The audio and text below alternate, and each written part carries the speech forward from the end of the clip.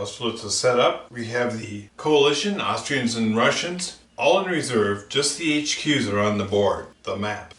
The French have Soult's Corps, huge 4th Corps out here, Lanné's Corps here, the Guard, the Cavalry, Bernadotte's 1st Corps are all here. Davout will be coming in later in the morning. I'm playing with the Bridgehead rule, my Bridgehead rule, which you'll find described in the link below. The coalition has to have an unpacked bag across the gold box at the end of the game, not the second they do it. It has to be there at the end of the day. The French have to unpack a baggage train in Pratzen, right here, and it has to be there at the end of the game. Only one bridgehead can be created per game, and whoever creates it first has the bridgehead. It does not replace the other ways of winning. It's just another way you can win. Again, I discuss it in my blog post.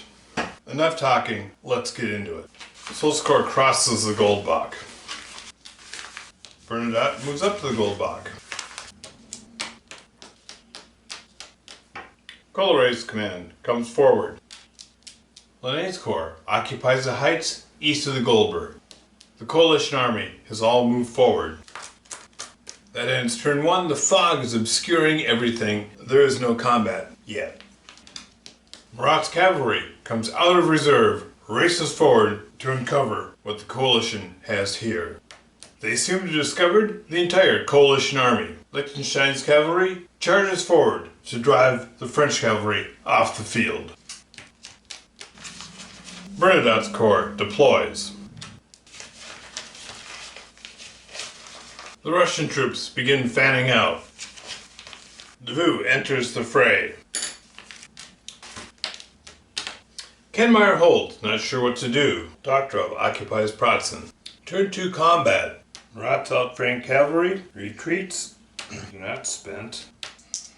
The Austrian hussars are lost, but elsewhere the combat is inconclusive. It's edging towards late morning, and the fog is still stubbornly holding to the ground. Bagration sends his hussars against the French hussars and straightens out his line. Seeing Davout's arrival, Soult sends his corps forward. Lanné extends his flank. Murat's cuirassiers recover. He recalls his hussars.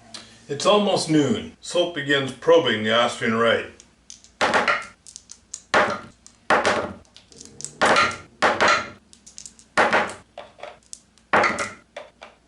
Heavy fighting, although the Austrians receive the worst of it. It's lunchtime. The fog clears. The artillery is primed. Coloray's cavalry charge the retreating Frenchmen. Murat pulls his cavalry back. Bernadotte takes up a strong position. Colray bolsters his damaged corps. Davout has Friant occupy Telnitz, and Kellerman's cavalry assault the driving Austrians. Messier contracts his flank. At this point, north of the Pratzen, there seems to be an uneasy balance being held. South of the Pratzen, there's a disturbance. Colray is driven back, and he loses his hussars. Moving on towards mid-afternoon, the Austrians frustratingly seem to be holding back, forcing Napoleon's hand. Napoleon sends out a message, prepare to follow my lead.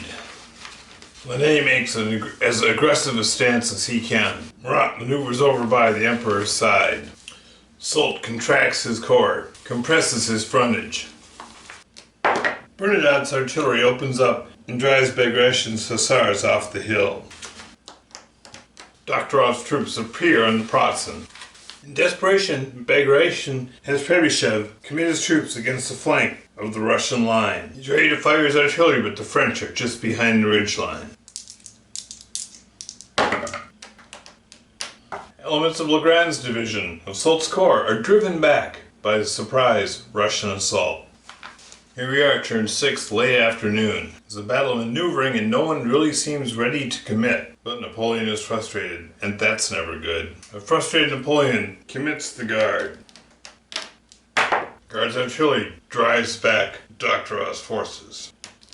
The chasseurs à cheval charge the retreating Russian troops, and the French grenadiers slam into these Russian troops.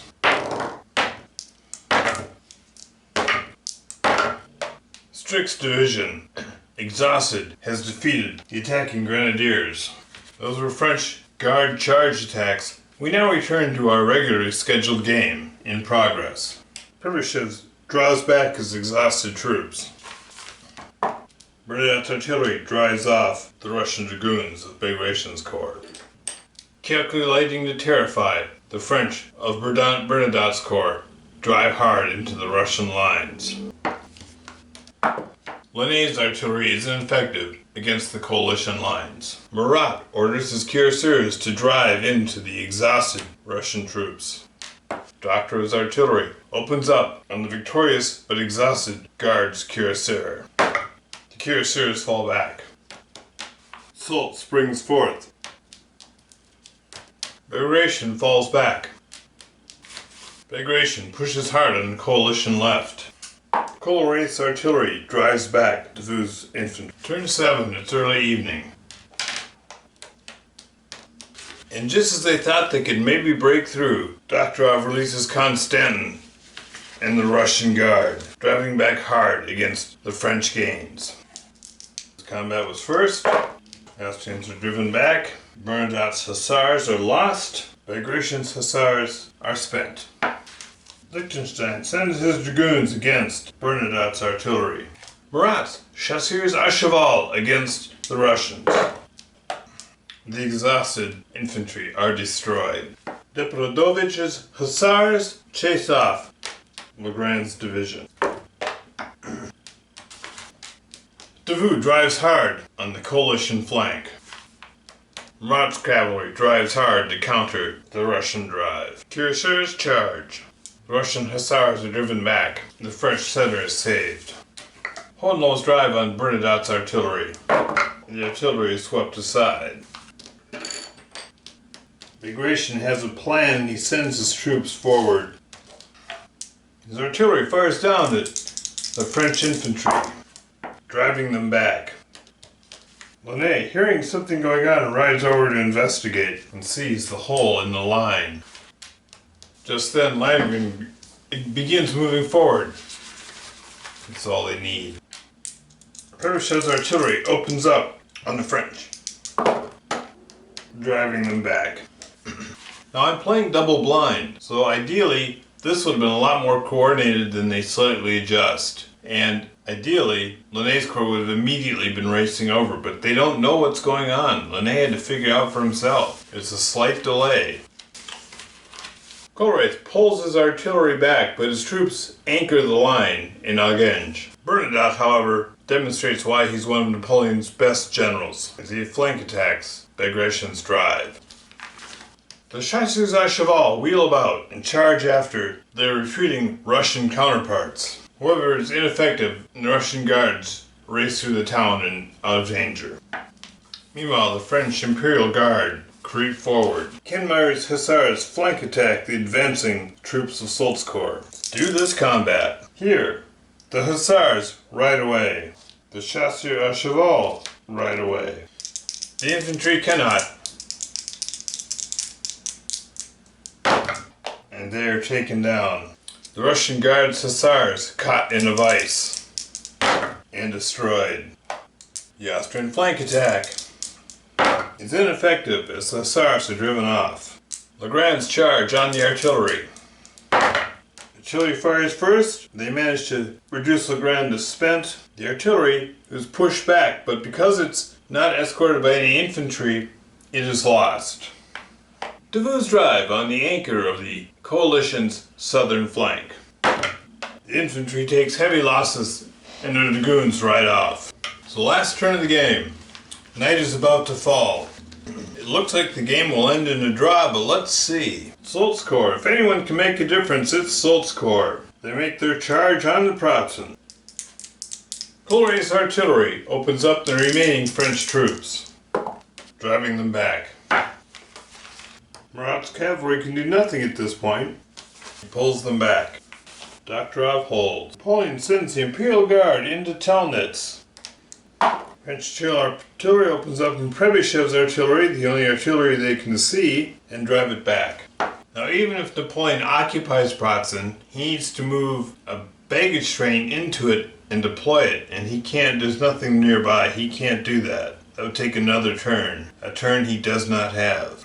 Liechtenstein's troops drive across the Goldbach, and Wittgenstein's hussars also drive across. Davout, his mission accomplished, pulls back. Kohlrath also simply holds below the hill. And Ney's artillery opens up on Landgren's artillery. Guards hussars wheel about and attack Legrand's division in the flank. The Russians fall back. They continue to fall back. The French hope is that they can cause 2 more casualties of infantry divisions and win the game. Does not look likely at this point. What combat is there? The drive on Legrand's division. They retreat, they are lost, and they retreat. They fall back. Hilaire's drive on the Guards' artillery. Artillery fires first in the combat. Hilaire's lead troops fall back under the assault. Hilaire moves forward. His elite assault troops hit hard. Reduced to spent, but they take out the Guards' artillery gun. The Russian Life Guard could just fall back and be done with it, but they're gonna stay. They're gonna make Hilaire pay. Hilaire's elite troops bloody them and then fall back. So this game ends in a draw. Napoleon himself really needed to have something special happen here today, and it did not. Did not capture. Nobody deployed any bags, so none to capture.